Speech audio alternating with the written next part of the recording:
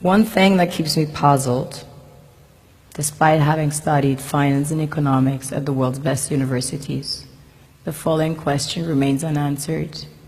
Why is it that 5,000 units of our currency is worth 1 unit of your currency, where we are the ones with the actual gold reserves? It's quite evident that the aid is in fact not coming from the West to Africa, but from Africa to the Western world. The Western world depends on Africa in every possible way, since alternative resources are scarce out here. So how does the West ensure that the free aid keeps coming? By systematically destabilizing the wealthiest African nations and their systems, and all that backed by huge PR campaigns, leaving the entire world under the impression that Africa is poor and dying and merely surviving on the mercy of the West. Well done, Oxfam, UNICEF, Red Cross, Life Aid, and all the other organizations that continuously run multi-million-dollar advertisement campaigns depicting charity porn to sustain that image of Africa globally. Ad campaigns paid for by innocent people under the impression to help with their donations. While one hand gives under the flashing lights of cameras, the other takes in the shadows. We all know the dollar is worthless, while the euro is merely charged with German intellect and technology, and maybe some Italian pasta.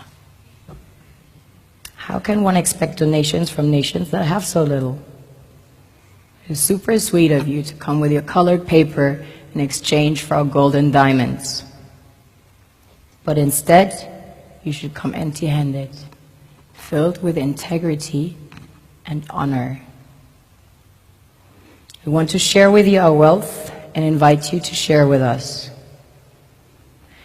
The perception is that a healthy and striving Africa would not disperse its resources as freely and cheaply, which is logical.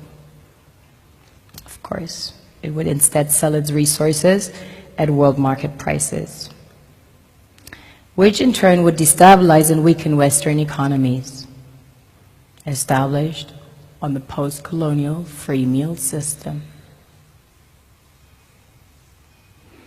Last year, the IMF reports that 6 out of 10 of the world's fastest growing economies are in Africa, measured by their GDP growth. The French Treasury, for example, is receiving about $500 billion year in, year out, in foreign exchange reserves from African countries based on colonial debt they forced them to pay. Former French President Jacques Chirac stated in an interview recently that we have to be honest and acknowledge that a big part of the money in our banks comes precisely from the exploitation of the African continent. In 2008, he stated that without Africa, France will slide down in the rank of a third world power. This is what happens in the human world, the world we have created. Have you ever wondered how things work in nature? One would assume that in evolution the fittest survives. However, in nature, any species that is overhunting, overexploiting the resources they depend on as nourishment, natural selection would sooner or later take the predator out, because it offsets the balance.